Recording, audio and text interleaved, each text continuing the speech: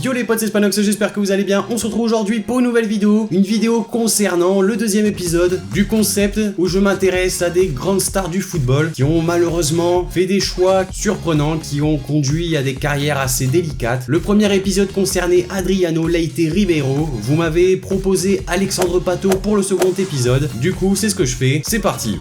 Le joyau brésilien, aujourd'hui exilé en Chine, reste l'une des plus grosses déceptions du monde du football. Il n'a que 29 ans et pourtant on pourrait croire qu'il a déjà pris sa retraite. Alexandre Pato est l'un des plus gros potentiels du football mais qui a été incapable d'exploser malgré toutes ses qualités techniques. En 2006, à 16 ans, il rejoint l'équipe première du SC Internacional. 2 années s'écoulent et le buteur inscrit 11 buts en 19 matchs. Véritable joyau brésilien, promu à prendre la suite du grand Ronaldo à la pointe de la Seleção, Pato rejoint l'AC Milan en janvier 2008 pour 24 millions d'euros. Il évoluera ainsi aux côtés de son joueur préféré Ronaldo Nazario, ainsi qu'avec ses compatriotes Dida, Kaka, Emerson ou encore Ronaldinho. En 5 ans en Italie avec le Milan, il disputera 150 matchs pour 63 réalisations. Pourtant il peine à progresser, amputé par d'interminables blessures. En 2012, il obtient même le titre du célèbre Bidon d'Or italien, récompensant le plus mauvais joueur du championnat italien. L'attaquant brésilien a déçu car les supporters avaient placé beaucoup d'attentes en lui. Lassé par toutes ses blessures et ses performances médiocres, les dirigeants milanais décident de placer Pato sur la liste des transferts. Le buteur ne manque pas de prétendants en Europe, mais finalement, il décide de rejoindre son pays natal, le Brésil. Il rejoint donc les Corinthians en 2013 pour une somme de 15 millions d'euros et une clause de rachat fixée à 18 millions pour le Milan AC. Sous son nouveau maillot, il dispute 62 matchs et fait trembler les filets à 17 reprises. Il partira tout de même en prêt l'année suivante à Sao Paulo, où il marquera près de 40 buts en un peu moins de 100 matchs. Bref, au Brésil, Pato retrouve son fidèle sens du but. Sa réussite attire à nouveau l'œil des Européens, à l'image de Chelsea qui finit par mettre la main sur lui en 2016 sous la forme d'un prêt de 6 mois. Malheureusement, pour ce retour en Europe, Pato ne disputera que 2 matchs sous le maillot des Blues, avec un petit but à la clé. Exilé une nouvelle fois en Europe, il ne réussit pas à s'imposer. À la fin de ses 6 mois de prêt, il ne retourne pas au Brésil, mais finit par rejoindre Villarreal pour 3 millions d'euros. Là-bas, il retrouve des sensations et prend des responsabilités à la pointe de l'attaque du sous-marin jaune. En 24 matchs, il marque 6 buts. Il a néanmoins des prestations mitigées et des pépins physiques. Finalement, après un an en Espagne, il partira en Chine, au Tianjin Quanjian, avec un transfert évalué à 18 millions d'euros. Depuis son arrivée, il a disputé 41 matchs pour 26 buts à la clé. À 29 ans, aujourd'hui, il reste l'une des énigmes les plus notables du monde du football mondial et peut-être l'un des paris les plus ambitieux à réaliser.